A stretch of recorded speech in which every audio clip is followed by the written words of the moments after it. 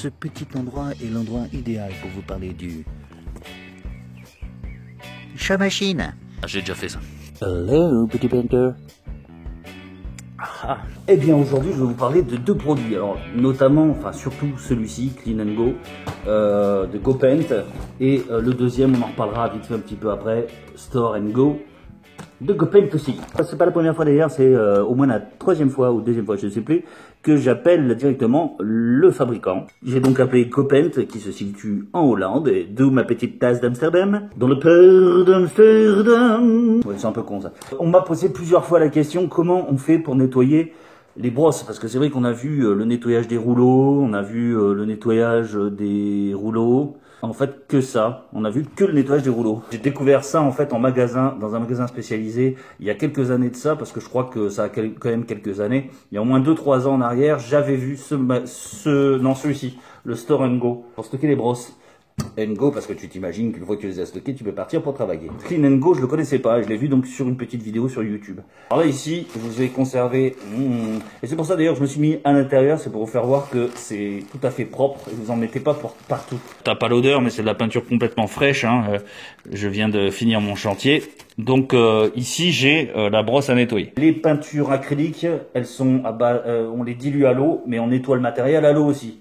Les peintures glycérophthaliques, on nettoie et on dilue au White Spirit. Je vais vous présenter un produit qui est vendu en plus avec le Clean & Go, qui est apparemment est utilisable avec l'acrylique et avec la glycérophthalique. Alors c'est très bien. Autrement, le Clean & Go, vous allez pouvoir l'utiliser avec de l'eau si c'est pour l'acrylique, ou avec avec du White Spirit dedans si c'est de la glycéro. Pourquoi je le sens? Comme tout, il va falloir l'essorer. Voilà comment ça fonctionne. Alors bon, ça c'est le couvercle. Hein. Peut-être que je m'en servirai après pour... non, pour rien. Donc voilà comment ça fonctionne. Le principe est hyper simple. Et d'ailleurs, c'est ce que je trouve fandard, quoi, parce qu'en fait, c'est tellement simple qu'il fallait y penser. Dedans, ici, il y a un filtre. En fait, c'est une petite cuve en ferraille. Il y a un filtre. C'est juste un filtre, tout simplement. Et dedans, il y a quoi? Il y a une grille. C'est là-dessus qu'on va tout simplement brosser la brosse. C'est-à-dire que ça va être au fond de la cuve. La cuve va être remplie ou du produit Synthetic Brushes and Synthetic Roller Covers. Ah, c'est même pour les rouleaux. Used to wash in water based on solvent based on coatings. J'ai un très bon accent anglais. Comment l'utiliser? On nous dit d'agiter. Il y a une petite odeur, mais alors très légère. Je n'ai aucune idée, je ne sais pas avec quoi ils ont fait ça. Comme c'est pas marqué, on s'en fout. Ça, c'est ce qui va récupérer les bouts en fait de votre peinture. On met notre filtre, donc ce filtre là, au bout d'un moment, il sera dessous, dedans, tout au fond, il y a une espèce de fond épongeux. Je ne sais pas. Théoriquement, ça doit laisser passer les liquides, mais ça doit retenir forcément les bouts. Je mettrai le lien dans la vidéo. Tout ça, c'est trouvable sur Internet. Visiblement, on peut l'acheter sur Internet. C'est ce qui est bien d'ailleurs, puisque tu peux pas le trouver dans tous les magasins. On met notre petite grille. Il y a un sens, hein. Tu te doutes bien, la grille, elle est au-dessus, elle est ici, elle est pas de ce côté. Mais comme ça, hop, au fond. Quand le résiduel de boue de peinture arrive au niveau de la grille, bon bah tu changes le filtre. Hein. Sois pas con. Je veux tester ça en fait. Alors ce qu'il faut faire, c'est bien l'essorer. J'essore au maximum.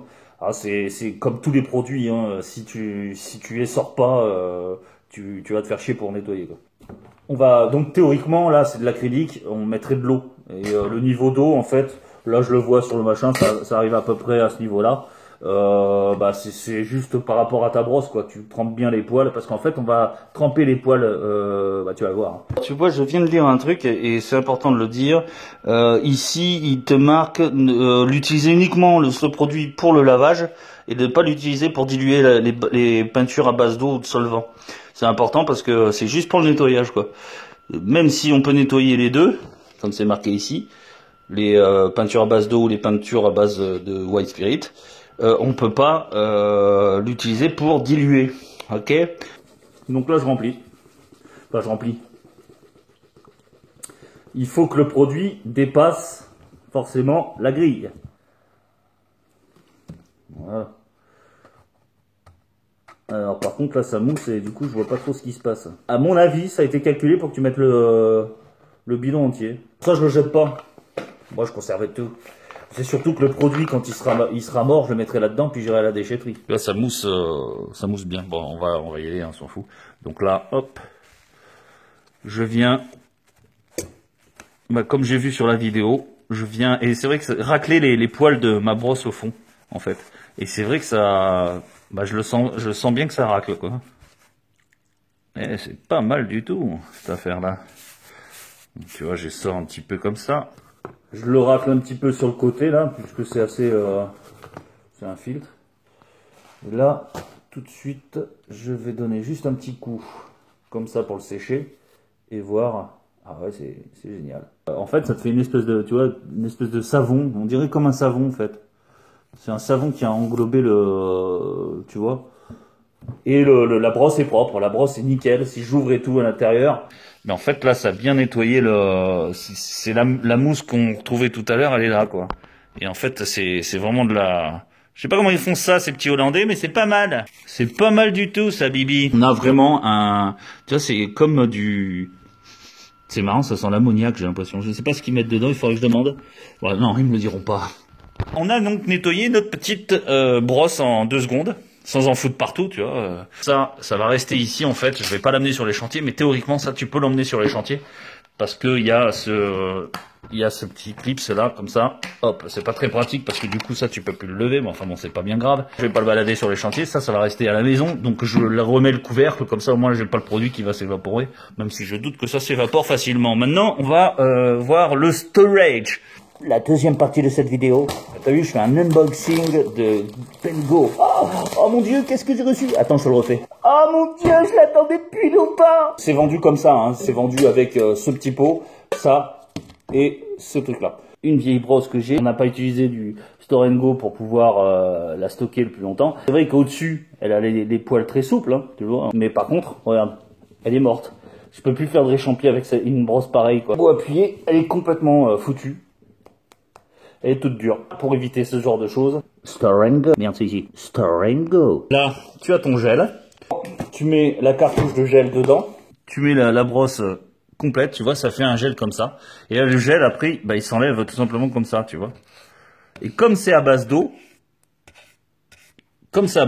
tu repars avec une brosse fraîche, quoi, et souple surtout.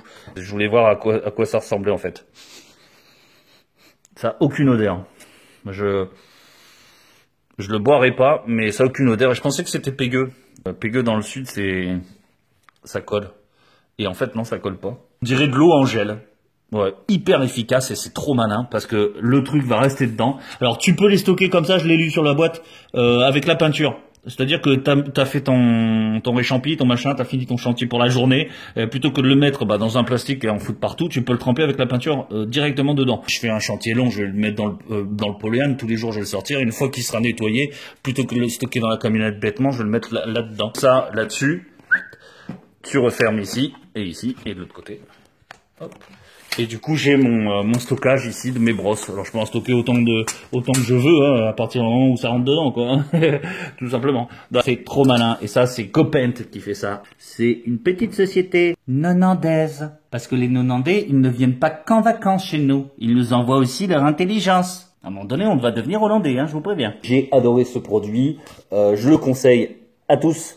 Après, bah, il y a la bonne vieille méthode, hein, de la brosse où tu t'en fous partout, tu bousilles une tonne de chiffon, tu bousilles la nappe. Heureusement que j'ai pas ça dit d'ailleurs. Je décolle le truc, j'ai mon gel ici. Moi, je te conseille franchement de nettoyer avant et puis de le tremper, quoi. T'as vu, ça te prend 2 secondes, c'est pas la peine de se faire chier. Ici, il y a le petit rebord pour faire tomber ton gel. Et comme je te l'ai dit, comme c'est à base d'eau, le produit, le gel, et bien du coup tu peux le mettre directement dans ta peinture. Et là on a toujours nos brosses toutes souples. Et c'est trop bien pour faire des réchampis. Cette vidéo est finie. Oui, je sais, tu es très triste. Moi aussi. Avant de vous quitter, je voulais remercier Job. Je lui fais un petit bisou. Tot Jens, Job. Tot Jens. Jean-Luc et Émilie à Toulouse qui m'ont accueilli très gentiment. Ciao. Goodbye. Adios. Guten Morgen. Non, ça c'est pour dire bonjour. Tot Jens. En français, c'est d'actualité. Au revoir.